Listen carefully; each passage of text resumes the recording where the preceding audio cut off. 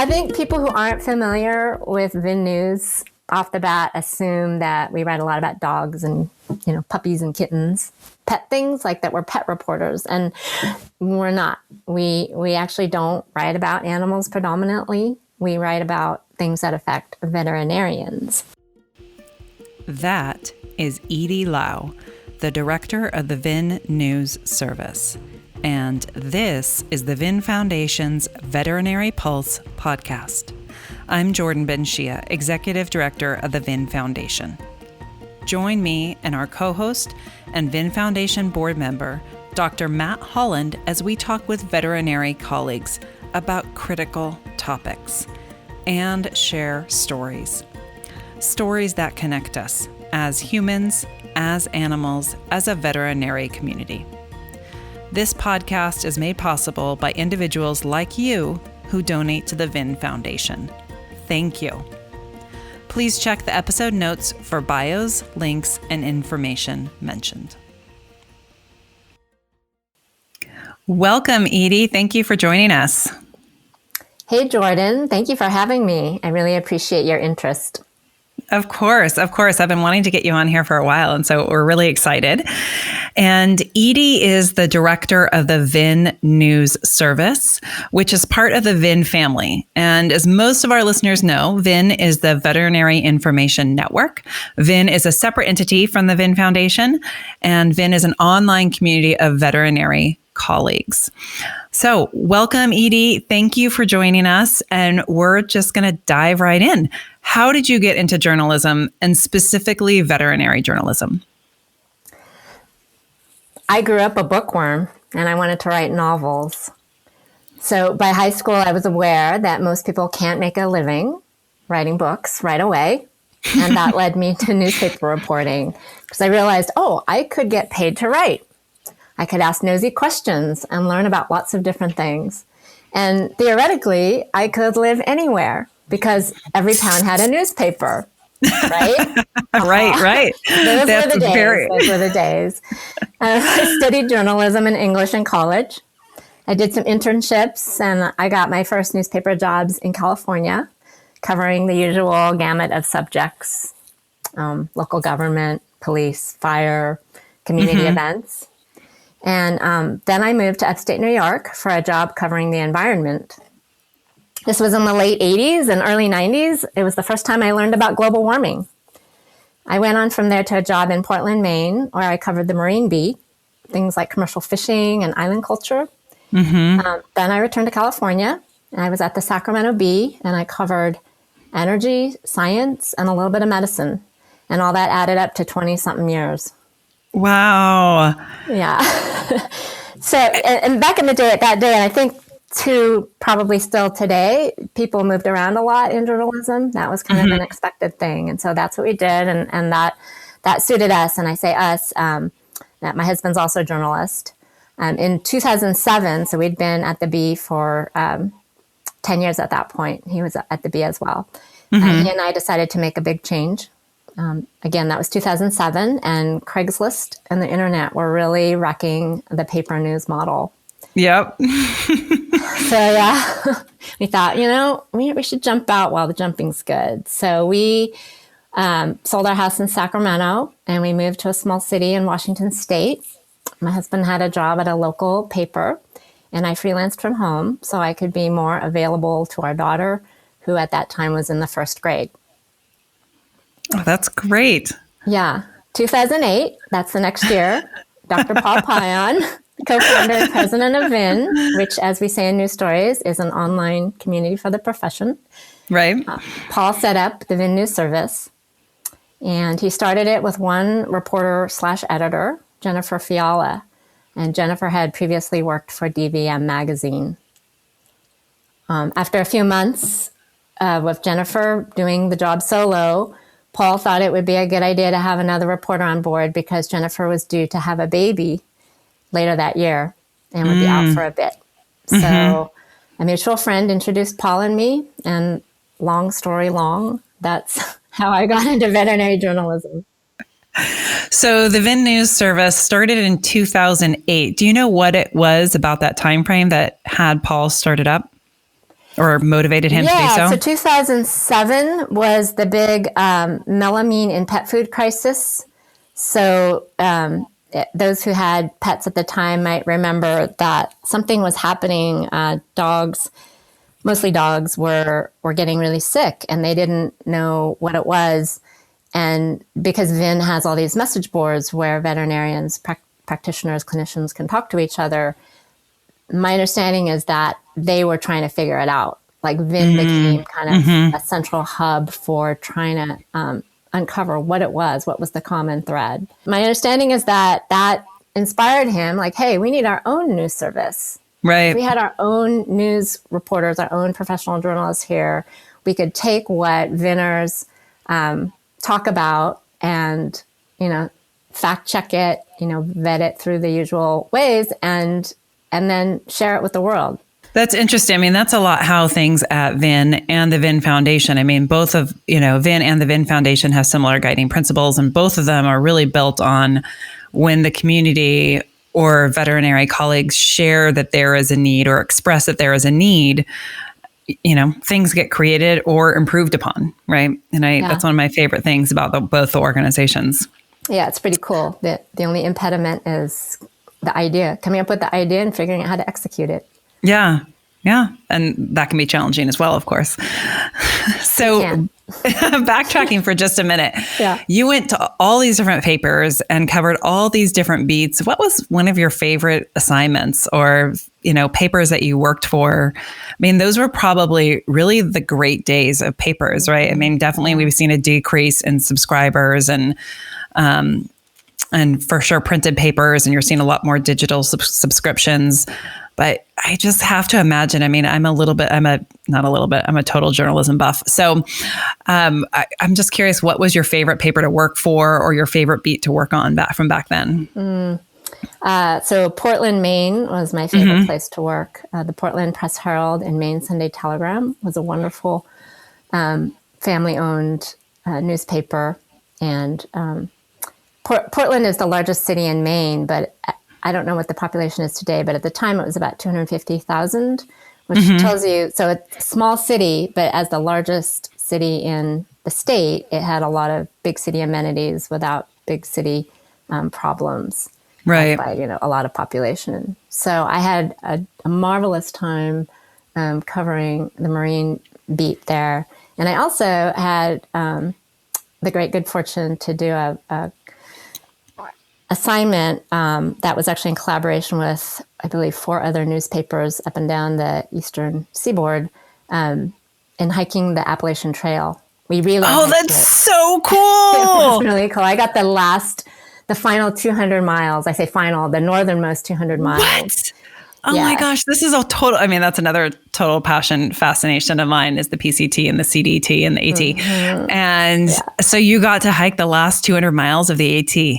Yeah. And of course I had to prep for that. So the summer before I set out, I had probably like 70 miles of training hikes that were part of my job. Oh my gosh, that is so cool.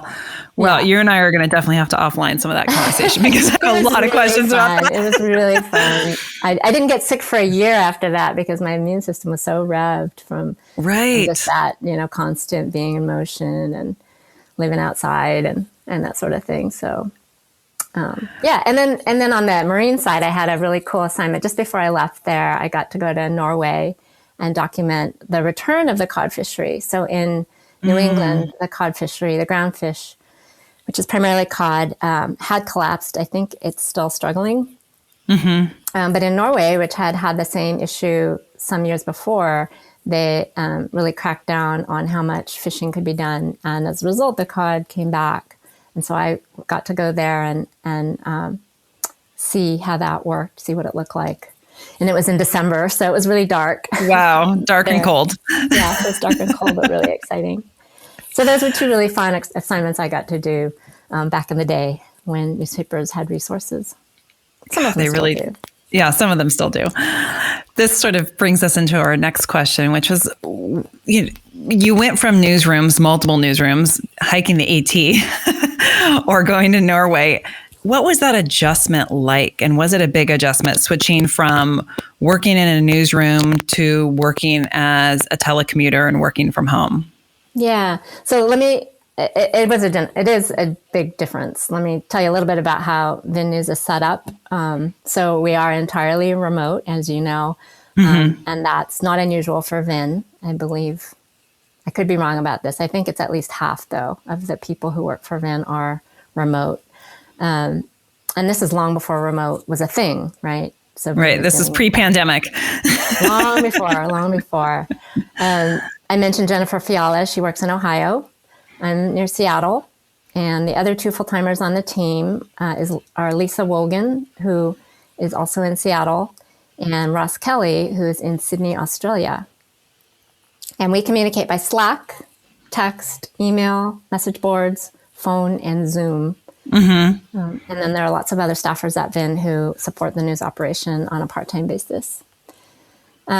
So it's very unlike your traditional newsroom, which was kind of a sweatshop look. It's like one giant room, no partitions or like small partitions, the classic look. And I remember when I was in Sacramento, somebody coming in and visiting the newsroom who was just like horrified. He was like, "Oh my God, how do you guys work in these conditions?" Because it seemed really noisy to him, and it was. But we just kind of learned to tune out our neighbors, but also they would be just right there. So if you were working on a story and you had a question, a word question, or how should I say this, you could just look over to the next desk and consult your colleagues and do that. So there's a lot of interaction that way. We do that some. We'll hit each other up on Slack and go like, "Hey, I got a word question for you." But it's just a little bit, there's that little it's bit a little of delay. Different. And you also don't know if somebody's right in the middle of something. Right. You can't see them. So you're hoping that they'll be honest with you and say, "Give me a sec, I'm in the middle of something," So there's that. So that set up.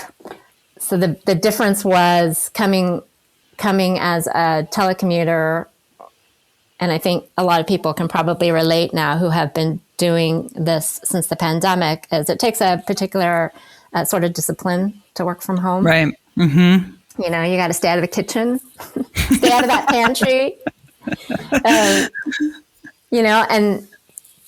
you might find that folding laundry is a great break from staring at the screen. So you can get, something else done while you're taking a quick 10 minutes away. Back again in the day, and I'm hoping that this is no longer the case, but there were a lot of people who did not understand that working from home meant that you were working. Yeah. So they stop by, want to chat, want to call, did not get that you were actually in the middle of some things. I do think that has waned. I want to mention the one other thing about VIN. This isn't so much, it's not so much, it doesn't affect the day-to-day working of it, but one thing that is really distinct about VIN News from conventional news operations and news outlets is that we don't take any advertising. There's no ads. You go in onto news.vin.com, which is publicly accessible to anybody who has an internet connection, and you're not going to get any pop-ups. You're not going to, you're not going to get tracked and get ads popping in. So that is for me as a journalist a really gratifying thing, not to have to deal. I mean, I never overtly had any pressure like, "Oh, you have to do, you should do this or that." I mean, that was there was a big separation. There is a big separation in news operations from the advertising base. But nevertheless, if I go on to just news sites for whoever, the ads would make me crazy. Yeah, that's something that I think that most of us that, work within VIN or VIN Foundation, we almost take for granted now because we're so used to not seeing them. And then when we go to other sites, it's so off-putting because we're just so not used to it, right? I mean, VIN is great like that. I mean, the no sponsorship, no advertising really, I think, at least for me, feels that there's a level of trust there, and especially a level of trust with the data, which VIN values so highly. And I think that people are so used to their data being sold and utilized these days that there are definitely some that just feel like it's second nature. But I think that that's a good thing to note about the VIN News Services. And I actually recently signed up for updates, and it's been fantastic because every time you guys write a new story, I get an email. And it's great because it's something else. And we'll put that link in the episode notes too, so other people can do it and they won't get spammed with other stuff. I'm literally just getting the news articles that you guys are writing, which are always great. And I find it hard to consistently go and check the site. So it's really helpful for me to be able to have those just come into my email so I can get a quick read on what's going on in the profession. And so I appreciate that. Because we don't publish on a set schedule. I mentioned the size of our team, 4 full-timers. That's not a lot of people. So we publish on average twice a week, but we don't have the day that it's going to come out, right? It's not like every Tuesday at 3:00. We kind of go with what naturally flows. And sometimes that we clump. I call it clumping. I try not to, but we might get, 2 in a row, or there might be a stretch of several days before we can get one out. And for that reason, we started this subscription free where you can sign up to get email alerts. And that's all you get if you sign up for that. You will just get an alert when we have the next stories out, a little synopsis of it, link to it. You can open it, or if that's a topic that doesn't interest you, just keep going. And we pledge. We don't use those email addresses for anything else. So what, if anything, do you feel changed for you during the pandemic work-wise? Did that shift anything for the VIN News Service team? Not really, except that we were extremely busy doing articles about the coronavirus and the effects on veterinary practice and of the pandemic and lockdown. So there was a lot. That was one of those. We were severely clumping then. We had some freelancers on board to help us with the workload, and we were cranking for a good couple months there when everyone was running around trying to adjust to this new crisis. So we were exhausted, but it didn't change in the way we operated. We were, as I said, telling Peters all along. So none of that was new. Although I will say that the rise of Zoom and how comfortable and people are with it and how ubiquitous actually changed the way I report. So prior to that, I was very much old school, telephone, audio, and also communicating by email with sources. And Zoom, the pandemic made me much more comfortable with video calls. People almost expect that you're going to ask for that, and they're totally at ease with it. So I've been doing that, and I love it. I actually love being able to see people again and see their environment that they're in. And I think the first one I did, it was I think he was an emergency veterinarian in Hong Kong who was dealing with an outbreak of some poisonings. And so so it was like this crazy time difference, but we managed to make it work. And then he walked around and he showed me like some of the dogs. Oh, that's so cool. In their space, recovering, or trying to recover from this poisoning thing. So, wow. So the technology has improved, and that has benefited us. So you mentioned that one example of a story that you wrote, and you've mentioned a couple others, but in general, what types of things do you write about? Yeah, so many different things, Jordan. What haven't we written about? So I think people who aren't familiar with VIN News kind of off the bat assume that we write a lot about dogs and, puppies and kittens, and, pet things like that. We're pet reporters, and we're not. We actually don't write about animals predominantly. We write about things that affect veterinarians. And our core audience are veterinarians in clinical practice, in private practice. And so we have stories on things like practice ownership trends, veterinary student debt, which is a very difficult problem. It's very high relative to the amount of money they can expect to make. And so that Right. is a huge concern for the profession. We write about things like laboratory, diagnostic, and equipment contracts, which can trip up practices if they don't know the ins and outs of exactly what they're promising or the standards of service that they can expect contractually. Right. And we write about drug shortages, pet insurance. We write about well-being and mental health of the people who make up veterinary teams. And we write a lot lately about new veterinary schools coming online. It's been happening a lot, both in the United States and in the UK. That's right. So we kind of run the gamut. What are some of the most controversial or weird stories that you've covered? Jordan, these days it seems like anything that you write about turns out controversial in some shape or form. I think it's just the mood of the people. But I was thinking about this the other day, kind of flipping through, thinking, okay, what is really controversial? I would say that one of the things I've covered that has really touched a nerve and makes people a little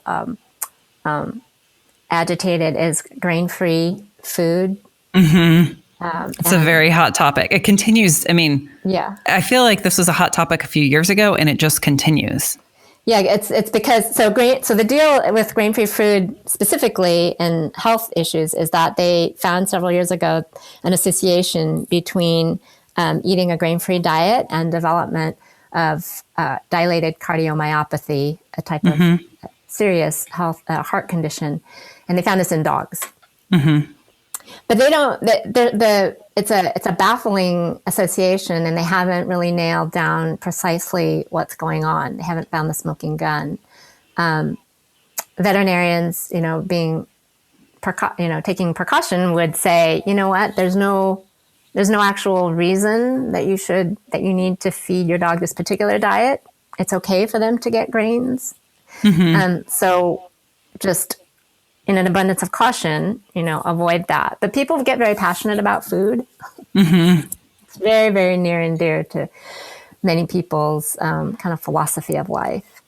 So it causes friction. And I forget what year, I want to say 2017 or 2018, the FDA posted a list of the brands that were most associated with this condition in the reports that they had received from pet owners and veterinarians.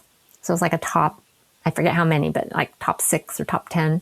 And that was a big deal. They were saying, these are the ones. They weren't saying that these are the ones, these are a problem, but they're like, these names come up most frequently.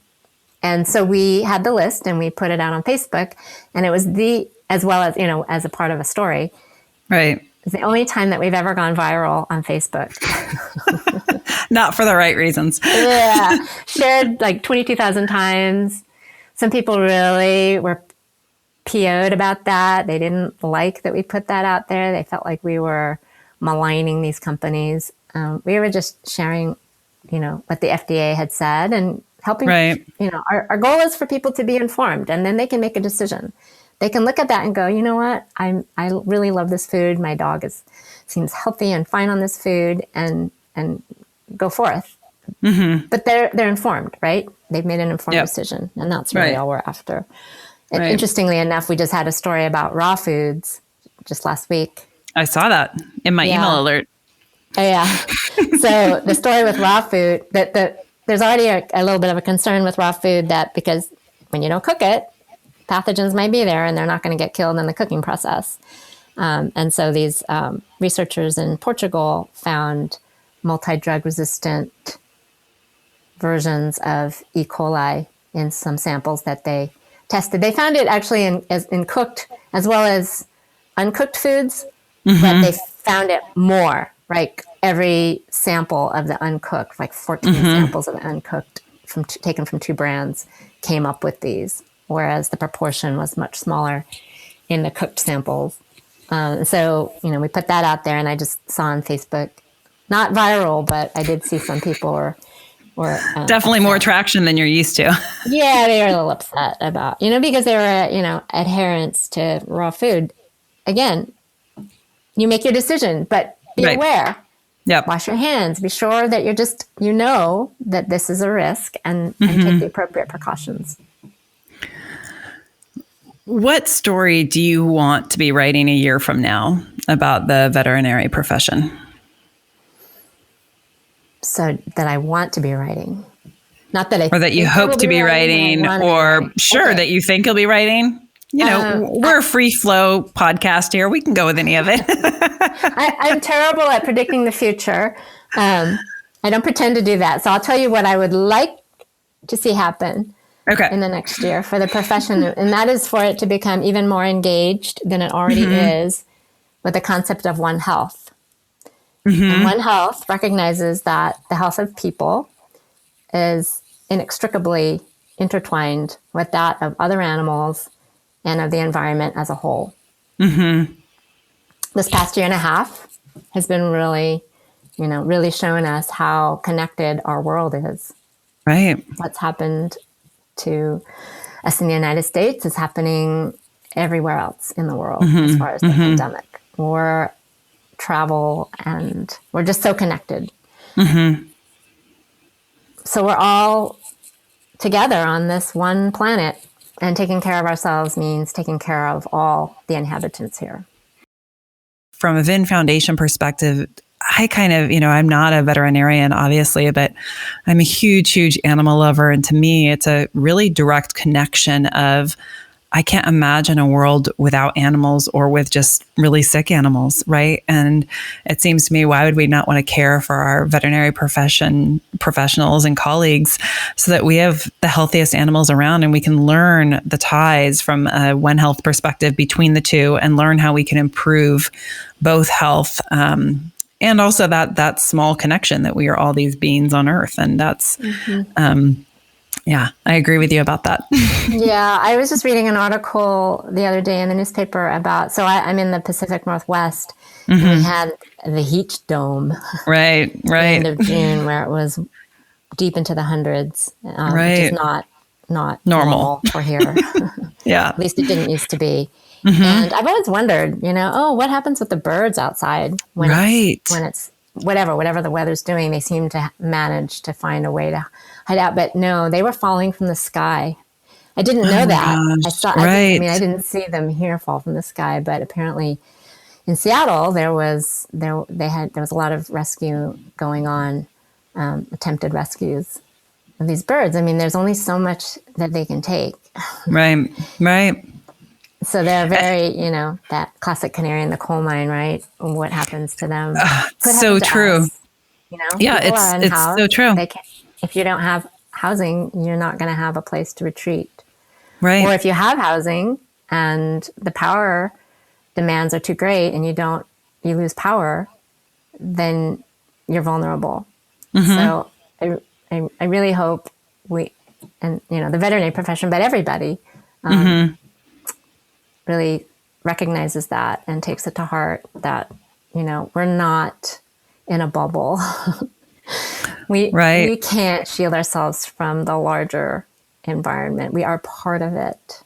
And if we want to take care of ourselves, then we take care of everything around ourselves. Right. Our animals. And you mentioned canary in a coal mine, and it's so true.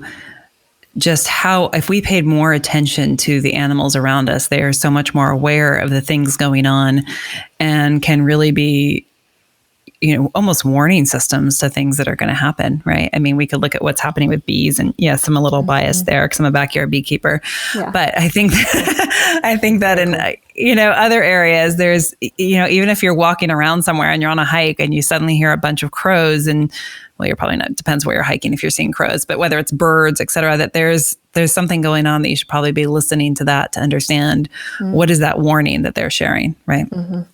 Yeah, maybe some raptor. Exactly.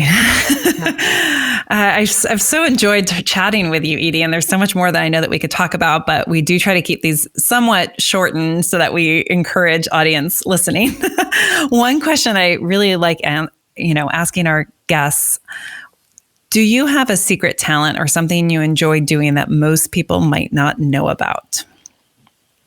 A secret talent.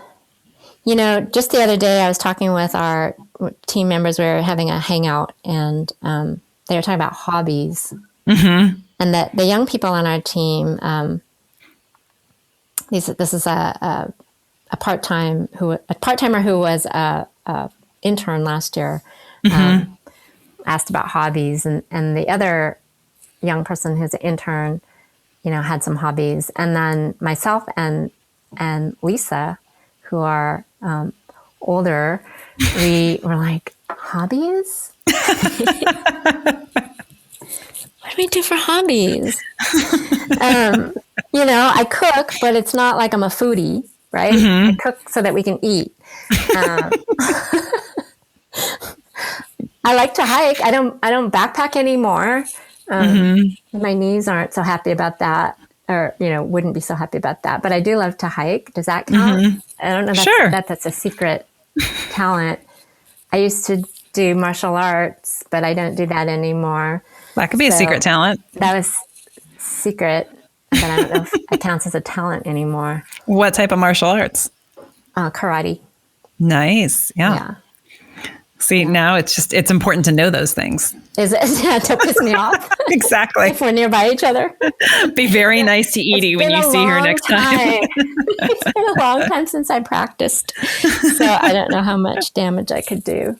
Well, thank you so much, Edie. I really appreciate you taking the time. And I am such a huge fan of your work and the work that the VIN News Service does. You guys are really doing great journalism. And I might be a little bit biased, but it's very well written and very well researched. And I appreciate knowing that I can trust the stories that come out of your virtual newsroom. And so thank you for what you're doing for the profession and our colleagues. Thank you, Jordan. I really appreciate your interest and your support. It means a lot. Absolutely. Take care. You too. Thank you for joining us for this episode of the Veterinary Pulse. Please check the episode notes for additional information referenced in the podcast. If you enjoyed this podcast, please follow, subscribe, and share a review. We welcome feedback and hope you will tune in again. You can find out more about the VIN Foundation through our website, vinfoundation.org, and our social media channels. Thank you for being here. Be well.